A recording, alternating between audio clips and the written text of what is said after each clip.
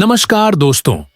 धर्मराज युधिष्ठिर के लिए श्री कृष्ण ने मैदानव से एक स्वर्ण तथा रत्न जड्ढित सभा भवन तैयार कराया था। वह सभा भवन पांडवों की राजधानी इंद्रप्रस्थ में था। इंद्रप्रस्थ स्वर्गपुरी के समान वैभवशाली व अति सुंदर थी। धर्मराज युधिष्ठिर ने वहां राजसूय यज्ञ किया। यज्ञ में बड़े बड़े राजा महाराजा पधारे। दुर्योधन भी अपने मामा शकुनी के साथ इंद्रप्रस्थ आया था। यज्ञ समाप्त होने पर सभी आगंतुक चले गए, किंतु दुर्योधन अपने मामा के साथ वहीं रुक गया। एक दिन वह मैदानव द्वारा बनाए भवन की शोभा को देखने की अभिलाषा से सभा भवन में गया। वहां दुर्योधन को स्फटिक मणि जड़ित फर्श को देखकर जल का भ्रम हुआ और वह वस्त्र उठाकर चलने लगा। आगे गया तो रत्नमयी तालाब को फर्श समझकर उसके जल में गिर पड़ा। यह देख सभी स्त्रियां हंसने लगीं। तभी द्रौपदी बोली, वास्तव में अंधे के अंधे पुत्रों ने ही जन्म लिया। द्रौपदी का कटाक्ष दुर्योधन को सहन नहीं हुआ और वह तुरंत हस्तिनापुर लौट गया। जब इस घटना का समाचार धर्मराज को मिला तब उन्हें बड़ा दुख हुआ, परंतु भगवान श्री कृष्ण प्रसन्न भाव से बोले, आज द्वेष का बीज इस यज्ञ द्वारा बोया गया है, अतः अब मैं अवश्य ही भूमि का भार उतारूंगा। यह कहकर श्री कृष्ण भी द्वारिका चले गए। उधर दुर्योधन पांडवों के अतुल्य वैभव को देख ईर्ष्या की अग्नि में जल रहा था। साथ ही द्रौपदी द्वारा कहे गए अपमानजनक शब्द उसके हृदय में विषाक्त शूल की भांति चुभ रहे थे। वह पांडवों को दर दर का भिखारी बना देने की युक्ति सोचने लगा। उसने अपने मनोभाव शकुनी के सामने भी प्रकट किए। तब शकुनी बोली, भांजे, तुम भीम, अर्जुन, नकुल व सहदेव जैसे महान योद्धाओं पर कभी भी विजय प्राप्त नहीं कर सकोगे। अतः उन्हें जीतने का ऐसा उपाय होना चाहिए जिससे वे अस्त्र शस्त्र का प्रयोग ही न कर सके। दुर्योधन शकुनी के षड्यंत्रकारी मस्तिष्क से भली भांति परिचित था। उसने उत्साहित स्वर में पूछा, ऐसा कैसे होगा मामाश्री? होगा भांजे, होगा। शकुनी की आंखों में छल भरी चमक उभरी। वह बोला, तुम युधिष्ठिर को चौपड्डी खेलने के लिए निमंत्रण भेजो। चौपड़ में खेले जाने वाले द्युत जुए में मैं छल प्रपंच द्वारा उनकी समस्त संपत्ति दांव पर लगवाकर जीत लूंगा। मामा शकुनी की सलाह से दुष्ट बुद्धि दुर्योधन पांडवों के साथ चौपड़ खेलने का प्रस्ताव लेकर अपने पिता के पास पहुंचा। उसने उन्हें अपने इस प्रस्ताव के साथ साथ पापपूर्ण उद्देश्य को भी स्पष्ट कर दिया। दुर्योधन के उद्देश्य को जानकर धृतराष्ट्र ने कहा, यदि ऐसा कार्य करोगे तो धर्म, यश, कीर्ति का नाश हो जाएगा। इस पर दुर्योधन क्रोधित होकर आत्महत्या करने की धमकी देने लगा, तो पुत्र मोह के वशीभूत होकर धृतराष्ट्र ने उस दुष्ट के प्रस्ताव को स्वीकार कर लिया। तब दुर्योधन ने प्रसन्न होकर पांडवों का राज्य हड़पने के अभिप्राय से विदुर जी को धर्मराज के पास चौपड़ खेलने का निमंत्रण ले जाने को कहा।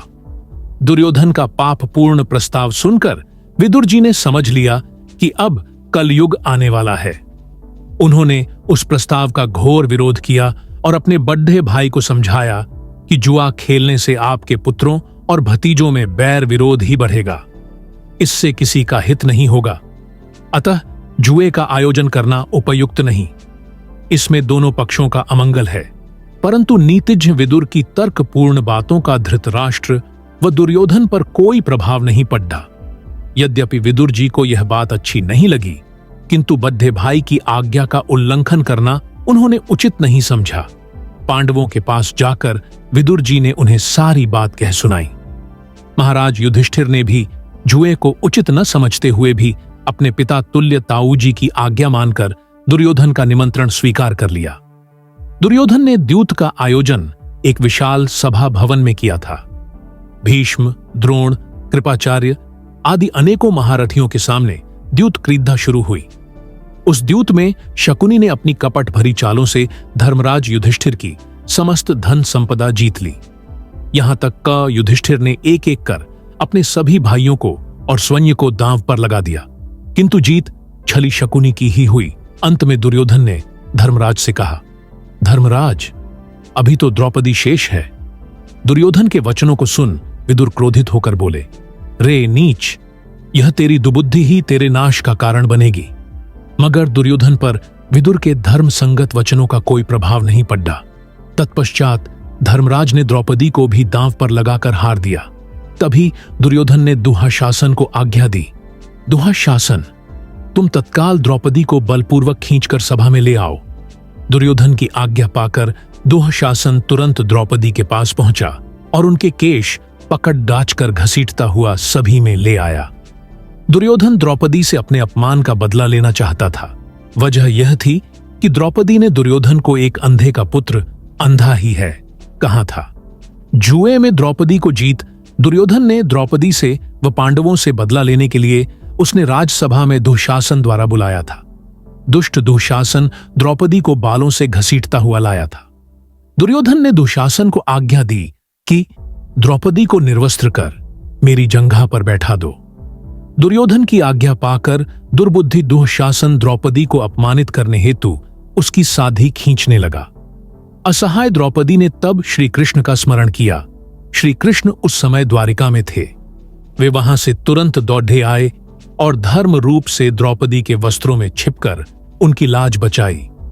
भगवान की कृपा से द्रौपदी का चीर अनंत गुणा बढ़ गया।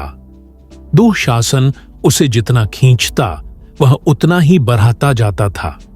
देखते ही देखते वहां वस्त्र का ढेर लग गया। महाबली दुःशासन की प्रचंड भुजाएं थक गई, परंतु साध्वी का छोर हाथ नहीं आया। उपस्थित सारे समाज ने भगवत भक्ति एवं पतिव्रता का अद्भुत चमत्कार देखा।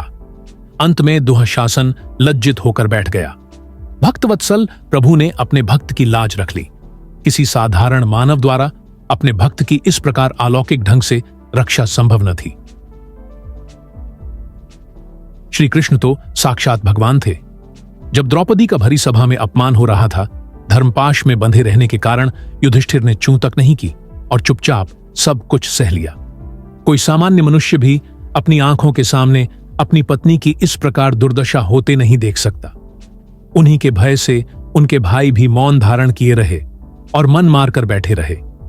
पांडव चाहते तो बलपूर्वक उस अमानुष्य अत्याचार को रोक सकते थे, परंतु यह सोचकर कि धर्मराज द्रौपदी को स्वेच्छा से दांव पर लगाकर हार गए हैं, वे चुप रहे। जिस द्रौपदी को इनके सामने कोई आंख उठाकर भी नहीं देख सकता था, उस द्रौपदी की दुर्दशा इन्होंने अपनी आंखों से देखकर भी उसका प्रतिकार नहीं किया। युधिष्ठिर यह जानते थे कि शकुनी ने उन्हें कपट से जीता है, फिर भी युधिष्ठिर ने अपनी तरफ से धर्म का त्याग करना उचित नहीं समझा। उन्होंने सब कुछ सहकर भी सत्य और धर्म की रक्षा को ही सर्वोपरि माना। धर्म प्रेम व सहनशीलता का इससे बड़ा उदाहरण जगत में मिलना कठिन है। जिस समय दुःशासन थक कर एक तरफ जा बैठा, तभी भीम ने कहा, क्षत्रियों, यदि इस पापी दुःशासन का हृदय चीरकर इसका वध न करूं तो मुझे पुरुषों की गति न मिल। यदि यशस्वी धर्मराज हमारे स्वामी न होते तो हम इन अत्याचारों को कभी सहन न करते। फिर भीम ने दुर्योधन से कहा, दुष्ट दुर्योधन, आज मैं भरी सभा में प्रतिज्ञा करता हूं कि तूने अपनी जिस जंघा पर द्रौपदी को बैठाने की आज्ञा दुःशासन को दी थी, तेरी उसी जंघा को मैं अपनी गदा से तोड़ूंगा। भीम की इन दोनों प्रतिज्ञाओं को सुन सभा भवन में सन्नाटा छा गया।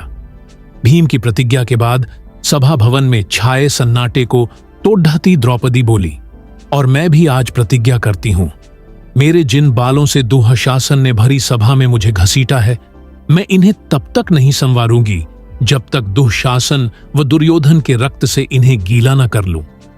फिर द्रौपदी ने सारे सभासदों को धिक्कारते हुए धर्म की दुहाई देकर पूछा, जब महाराज युधिष्ठिर ने स्वयं को हारकर पीछे मुझे दांव पर लगाया है, ऐसी दशा में उनका मुझे दांव पर लगाने का अधिकार था या नहीं?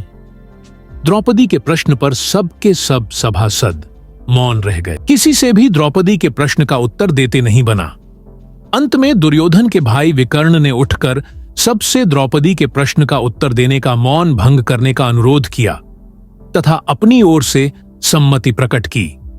प्रथम तो द्रौपदी पांचों की स्त्री है, अतः अकेले युधिष्ठिर को उन्हें दांव पर लगाने का कोई अधिकार नहीं था। दूसरे, उन्होंने खुद को हारने के बाद द्रौपदी को दांव पर लगाया था, अतः यह भी उनकी अनाधिकार चेष्टा समझी जाएगी। विकर्ण की बात सुन विदुर ने उसका समर्थन किया और अन्य सभासदों ने भी उनकी प्रशंसा की, परंतु कर्ण ने उसे डांटते हुए बलपूर्वक बैठा दिया। इस प्रकार भरी सभा में दुःशासन द्वारा घसीटी जाने एवं अपमानित होने पर भी द्रौपदी की नैतिक विजय हुई थी। कोई भी उनकी बात का खंडन न कर सका।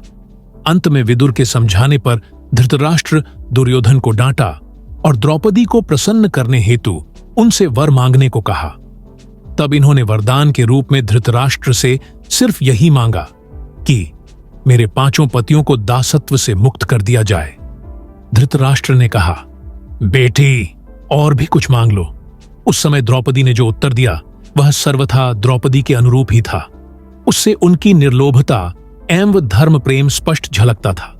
इन्होंने कहा, महाराज, अधिक लोभ करना ठीक नहीं और कुछ मांगने की मेरी इच्छा भी नहीं है। मेरे पति स्वयं समर्थ हैं। अब जब वे दासता से मुक्त हो गए हैं तो शेष सब कुछ वे स्वयं कर लेंगे। महाभारत युद्ध में भीम ने अपनी प्रतिज्ञा अनुसार दुर्योधन की जंघा तोड़ढच उसके रक्त से द्रौपदी के केश संवारे थे।